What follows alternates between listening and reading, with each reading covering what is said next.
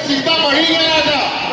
Oh my God, ओह सीतामढ़ी से रक्सौल, रजौर से बीरगंज, सब बिहार घूमा। भैया क्या बात करते हो आप?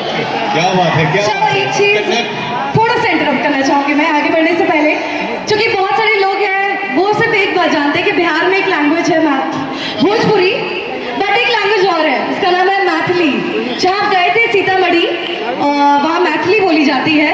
तो मैं चाहूंगी एक चीज मैं बोलूं जिसका मतलब है क्या हाल है। जो आपने भोजपुरी में बोला था उसको आपको मैथिली में बोलना है। मैं बोलूंगी, आप फॉलो करेंगे, ठीक है?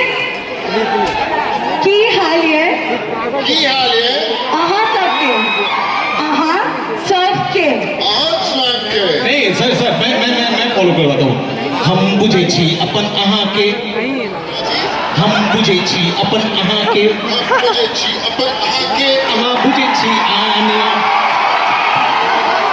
नैन लड़ा के चैन चुड़ै लो, नैन चुरा के चैन चुरा लो, कह लो बड़ा बदनाम ये केला बड़ा बदनाम रे। ये ओके।